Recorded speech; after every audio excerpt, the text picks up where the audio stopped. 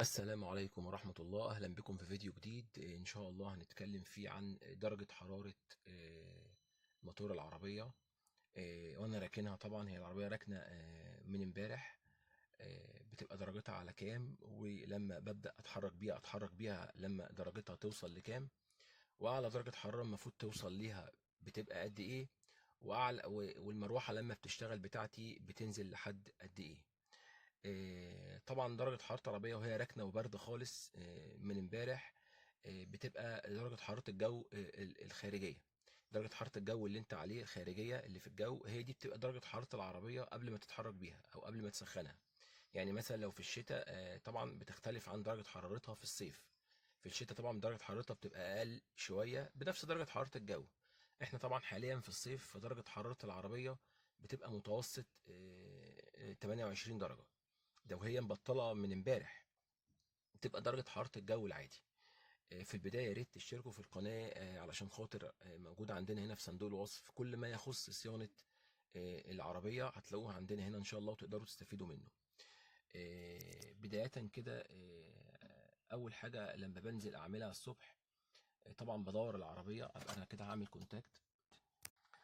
طبعا زي ما احنا شايفين ان درجة حرارة 29 اهي عندي في العربية، ودي درجة حرارة الجو. هبدأ أدور العربية. طبعا كل الإضاءات دي هتروح، اللمبة دي، وهتفضل لمبة البنزين بس عشان خاطر أنا محتاج أفول. طبعا لو لاحظنا المؤشر بتاع الار بي ام هتلاقوه فوق الواحد. فوق الواحد درجة الحرارة بدأت تعلى اهيت.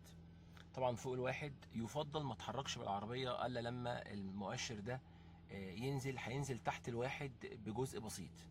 زي ما هنشوف دلوقتي هينزل تحت الواحد بجزء بسيط، يفضل امشي بيها لما مؤشر الار بي ام ده ينزل تحت الواحد بجزء بسيط. فهزود كده بنزين عشان تسخن معانا وقتنا.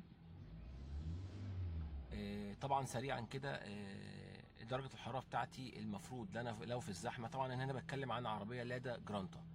لادا جرانتا طبعا الحرارة بتاعتها مصممة في روسيا طبعا عن درجة حرارة عربيات كتيرة.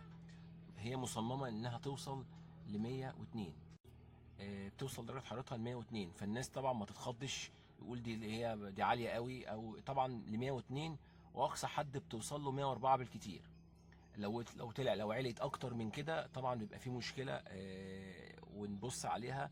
بيبقى في طبعا اسباب كتيره، احنا متكلمين عن ارتفاع سخونيه العربيه، ليها اسباب كتيره اتكلمنا عليها، هتلاقوها في صندوق الوصف. ما تزيدش عن 104 بالكتير يعني.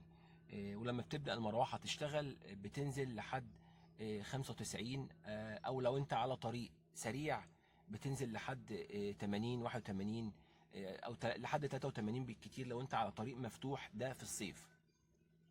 طبعا بتوصل ل 100 انا عندي هنا بتوصل ل 102 103 وتنزل وتبدا تشتغل المروحه. هي العربيه مصممه كده، في عربيات تانية اقل من كده في الحراره، فالناس ما تقلقش. بتوع الجرانتا بالذات بيقول انها كده، لا هي مصممه انها تشتغل كده. حتى لو مشيت بيها في روسيا في التلج هتوصل برضو درجه حرارتها لكده في الطرق الزحمه.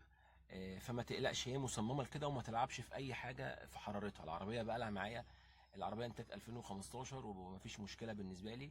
وما تصدقش اي حد بيقول لك لا غير واعمل، هي مصممه لكده. بيبدا يبقى البنزين اهوت درجه الحراره تقل معايا اهي. وحضراتكم كده المؤشر اهو بتاع الار بي ام، بص نزل ازاي. هي كده خدت حرارتها الطبيعيه ومش هتقل عن كده. كده اقدر اتحرك بالعربيه عادي على الار بي ام لما يبقى على المؤشر ده.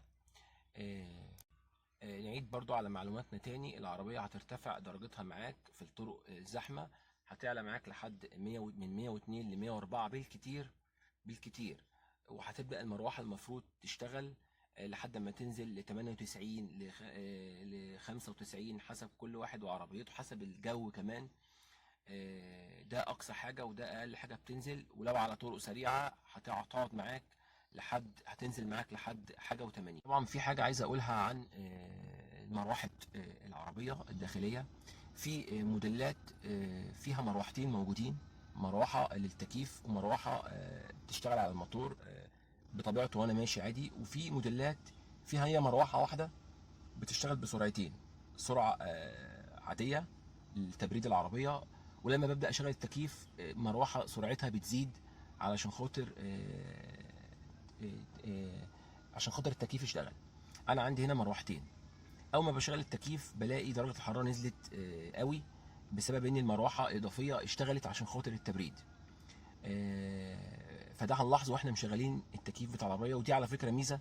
لو انت حسيت ان العربيه حرارتها ارتفعت منك مثلا شويه، وعبال ما تروح للفني في طريقك عايز الحراره تهدى شويه، هتقوم مشغل التكييف، هتلاحظ هيبقى بشكل ملحوظ، هتلاحظ درجه حراره العربيه قلت عن الطبيعي.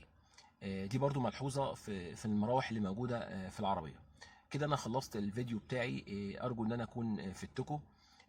ولو عجبكم الفيديو لايك واشتراك علشان ان شاء الله نقدر نفيدكم في كل جديد. والسلام عليكم ورحمه الله وبركاته.